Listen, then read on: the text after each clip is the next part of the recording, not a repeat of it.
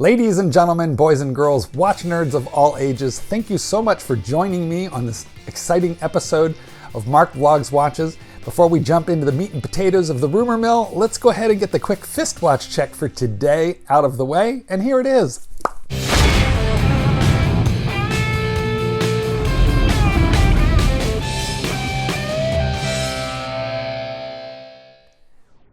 Please help me out by throwing a like on this video and also subscribe to my channel if you haven't already done that. Let's do the rest of this year together. And as I have been doing for the last few weeks, Seiko tuna. Okay guys, we gotta talk. Guys, I'm not one to repeat gossip, so listen close. I'm only gonna say this once. In my position, it's an interesting phenomenon that I occasionally hear from people who purport to have inside information. And I bring this to you when I feel that there is enough credibility behind the information or the source to share. But admittedly, it's always a bit of a risky venture because almost all of my sources are going to require protection. And that is to say they have something to lose. Either they work directly or indirectly for the Rolex Global Worldwide Network, or perhaps they have a relationship with someone who does. And of course, naturally, they value their relationships, even if it's only a relationship directly with a plugged-in authorized dealer or AD. And naturally, lots of these people are friends of Mark Vlogs Watches and are good enough to share information with me. Now, before I bring you any sort of rumor or gossip from the field, I do my best to check out the source, to determine whether this information is worth sharing, what the likelihood of success is really going to be here.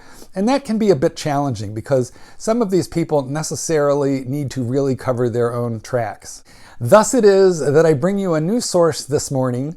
And as you know, Watches and Wonders will take place on April 7th of this year, wherein Rolex will be announcing all sorts of new things for the upcoming year. In other words, what's going, what's coming, what's changing, but staying, that sort of thing.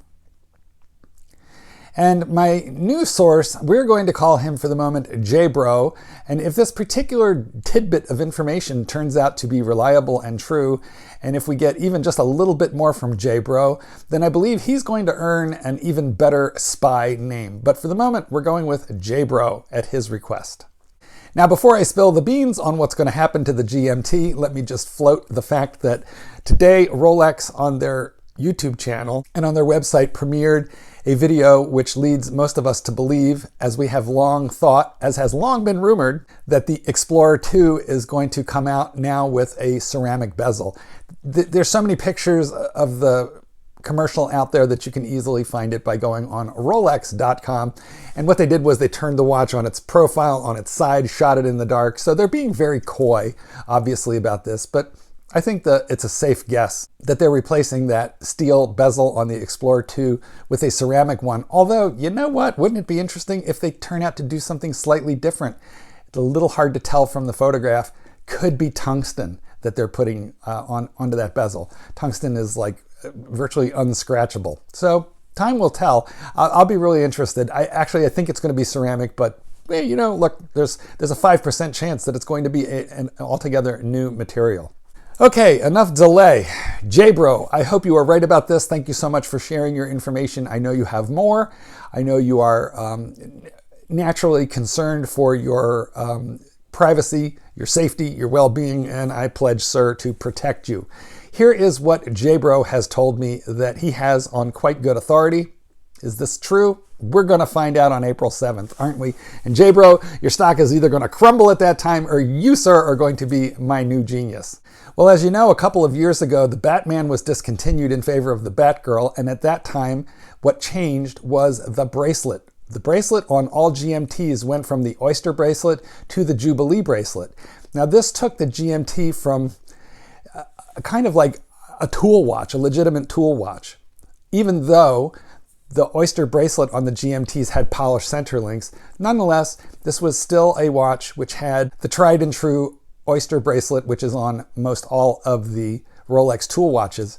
And they went and they made it Jubilee. Now the Jubilee bracelet has many fine little links. There's a lot more polish on the Jubilee bracelet, and therefore it catches the light, and that makes it much more of a dressy bracelet. And it's also somewhat lighter than the Oyster bracelet. And according to J-Bro, Rolex is discontinuing Jubilee on GMT, going back to the Oyster bracelet. Now, will it have polished center links as before? I haven't been told, but my guess is if this is true, then yes, I think they will be going back to an Oyster bracelet with polished center links. Guys, what do you think of this information? Well, let's for a moment, let's forget about the is it true, isn't it true, and let's just establish for a moment that yes, they're going to do it. Let's just go with that theory for a moment. Personally, I think it's a good thing. I'm not a great big fan of the Jubilee bracelet on things other than watches which are meant to be dressy. So for me, for example, the Datejust looks great on the Jubilee bracelet, but a tool watch, I wouldn't like the Submariner on it. Anyway, the Jubilee bracelet is, I think, a little too dressy for a tool watch. I wouldn't want to see it on the Submariner. And I wasn't crazy about it on the GMT either. So guys, look, let's find out about J-Bro. And J-Bro, thank you again for writing me. I know you said you have more. Please do share it. I will be happy to bring it to the people. And as you said yourself, J-Bro, April 7th will tell the tale. And then we will find out if your information was, fake, true, or well-intentioned, but just missing the mark. You know what, though? I gotta say, to me, it sounds somewhat logical because I felt that going Jubilee was a bit of a misstep on the behalf of Rolex. So it seems a bit logical. It makes some sense to me that they would be correcting course at this time. So, couple questions for you folks out there in YouTube land. And the first is, do you believe it? And the second is, do you like it if it's true? Tell me what you think. Let's talk about this in the comments. And guess what? We don't have very long to wait, less than a week, and we will know the truth. Guys, Mark Goldberg, peace out.